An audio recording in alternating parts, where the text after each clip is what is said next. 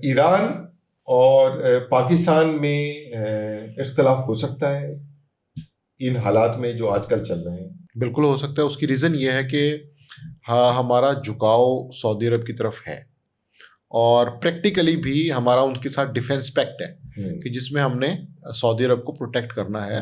उसकी different categories और details हैं। तो अब इशू ये है कि जब ईरान और गल्फ इस पूरे इशू में इन्वॉल्व हुए हैं और ईरान की तरफ से हमले किए गए तो पाकिस्तान ने रोल प्ले किया है और कहा है कि आप सऊदी अरब से आप ये चाहते हैं कि अगर वो आपकी तरफ अटैक ना करें तो आपको रिस्पॉन्सिबिलिटी के साथ बिहेव करना चाहिए। तो एक रिस्पॉन्सिबल स्टेट के तौर पे ईरान ने भी उसका थोड़ा सा एक मैच्योर जवाब दिया है कि ठीक है, हम इसको नहीं करेंगे। तो हमारी जो फॉरेन पॉलिसी है, ठीक है कि उसके अंदर बहुत निटिग्रिटीज हैं, बहुत इश्यूज हैं, लेकिन हम थोड़ा सा इंक्लाइंड हैं टूवर्ड्स सऊदी अरब क्योंकि हमारा फाइनेंशियल जो सिस्टम है, हमारे जो डिफेंस के इश्यूज हैं वो साइड पे हैं। ईरान के साथ जो हमारे टाइज हैं वो उस तरह से मेरा ख्याल है कि ट्रांसलेट नहीं होती जी नंबर्स में। दोस्ती नहीं है ना, मैं ये कह रहा हूँ। जो सऊदी अरब है उसके साथ आपकी ट्रेड है, आपका ऑयल की चीजें हैं, फिर ये कि वो आपके कर्जे वर्जे रोल ओवर करते रहते हैं, वो डोनेशन देते हैं आपको, फिर चंदा देते हैं बांग्लादेश। बिल्कुल। तो इसलिए ईरान के साथ आपके वो ताल्लुकात नहीं है। तो डेफिनेटली हम सऊदी अरब के साथ ही जाएंगे। लेकिन ये हमसाया आपका, ये तो यहाँ से आके वो इसके पास बहुत सारे वो है। हमसाया तो इंडिया भी है, हमसाया तो अफगानिस्तान भी है। पटाखे हैं। नहीं पटाखे उधर चल रहे हैं। अफगानिस्तान को तो आप दबा लेंगे ना, चले पटाखे उधर चल रहे हैं फिलहाल। इसराइल चल रहे तो वही रुख इस तरफ हो सकता है ना। अगर आप नहीं, अमेरिका ने धमकी दी है परसों, आपको पता है ना, डोनाल्ड ट्रम्प ने, कि ये पाकिस्तान ये प्ले नहीं करे और ये नहीं करे। उसमें मुझे तो AI जनरेटेड ज्यादा लग रहा था उसका। ईरान मेरा ख्याल है इस हवाले से बड़ा रिस्पॉन्सिबल है कि एक दफा पहले भी पाकिस्तान ने ये कोशिश की थी कि चीजें बेहतर हों जी और हुई थी, और ये सारा कुछ डिले हुआ था जी 6-8 महीने डिले हुआ था ये सारा कुछ। और इस दफा ओमान और पाकिस्तान दोनों ये रोल प्ले कर रहे हैं। ओमान का थोड़ा ज्यादा है, पाकिस्तान का कम है, लेकिन मेरा नहीं ख्याल कि ईरान और पाकिस्तान किसी इस नहज पे चले जाएं कि कोई जिस तरह पाकिस्तान और हेड ऑन वाला मुझे नहीं लग रहा। और पाकिस्तान यहाँ से ईरान पे किसी सूरत हमला नहीं करेगा, करना भी नहीं चाहिए, अकलमंदी अवॉइड कर लेंगे। अवॉइड कर लेंगे जी। तो आगे मुस्तकबिल करीब में आपको ऐसा लगता है कि इंडिया जो है वो सिंदूर 2 लेकर आ जाए? 100% लेके आएगा। उसकी रीजन ये है ना कि 1-0 है जी। हाँ ठीक है। अच्छा, मतलब लास्ट जो एपिसोड हुआ है उसमें पाकिस्तान का हाथ ऊपर है जी, और पूरी दुनिया ने माना है। हाँ। तो उसको उसने सेटल करना है। लेकिन वो अपनी आवाम को तो दिखाते कि हम ऊपर है। आपको पता है ये दुनिया नहीं मान रही ना। हाँ, उनके अपने लोग मान रहे हैं। मेरी मुलाकात होती है, वो यही कहते हैं, वो मुझसे बार बार पूछते हैं कराची के क्या हालात हैं। मैं कहता हूँ मतलब कराची को क्या हुआ? नहीं, उन्होंने तो लाहौर पोर्ट भी तबाह की थी ना। 3-4 दफा मुझसे मैं बड़े बिजनेसमैन है उनकी बात कर रहा हूँ, वो मुझे 3-4 दफा पूछे बैठे हुए। एक मैं इंटरनेशनल फोरम पे गया हुआ, मैंने कहा वाई आस्किंग, काफी देर में समझ में आया कि इनके यहाँ कराची तबाह हुआ है हमारा। उन्होंने तो लाहौर की बंदरगाह भी तबाह की, बंदरगाह भी बहुत तबाह, घुस गए थे अंदर, उसमें पता नहीं क्या क्या हुआ था, जहाज तबाह करते। तो इसलिए मेरा ये ख्याल है कि बैक ऑफ माइंड उनकी ये चल रहा है कि वो जो उनको एक हजीमत या शर्मिंदगी हुई है ना, और पूरी दुनिया ने इस चीज को माना है कि जी पाकिस्तान की टेक्नोलॉजी परफॉर्मेंस बेहतरीन है, इतनी जल्दी वो ओवरकम करके आएंगे दोबारा से?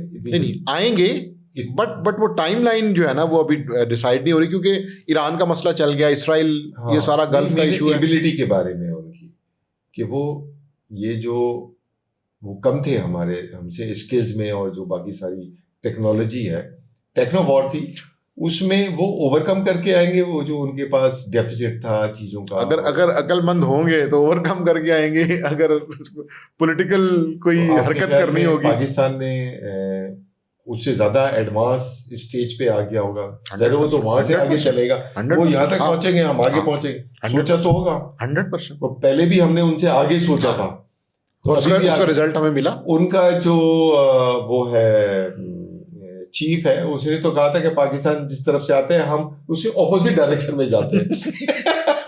उसकी बड़ी मीम्स बन रही है। हमने तो वो देखे ना, वो वही हुआ, वो सारी मीम्स तो हमने बनाई ना। हम तो जंग एंजॉय कर रहे थे। हाँ वो सारे मीम मटेरियल तो हमारी तरफ से गए ना। लेकिन इसमें मैं समझता हूँ, मेरी अपनी पर्सनल राय विच कैन बी राइट और रॉन्ग, उनके बहुत सारे जहाज जो थे वो कहते हैं कि उन्हें गलत शॉट हो गया उन्हीं के अपने डिफेंस सिस्टम से, डिफेंस मैकेनिज्म जो था उसमें मेल फंक्शनिंग करके अपने उन्होंने हेलीकॉप्टर्स वगैरह गिरा दिए।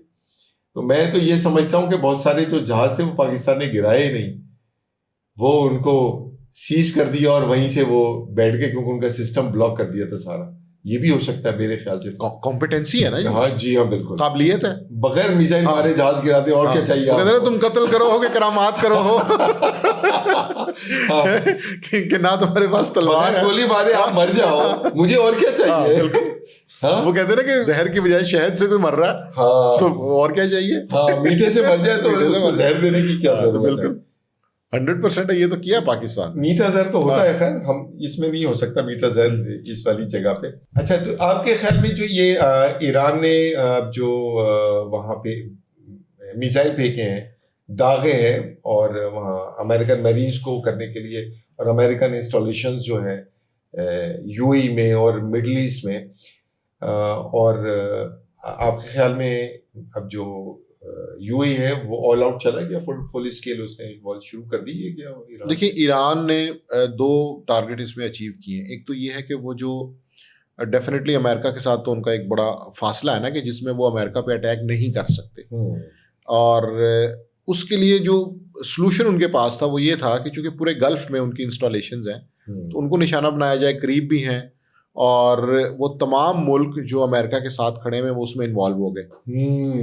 दूसरी बात ये है कि वो तमाम अरब ममालिक जिनका ये तसव्वुर था कि वो महफूज तरीन है, वहाँ पे आपको कोई इशू नहीं है, एक परफेक्ट लाइफ स्टाइल आपको वो ऑफर कर रहे हैं, तो वो जो एक नैरेटिव है वो भी डैमेज हुआ है।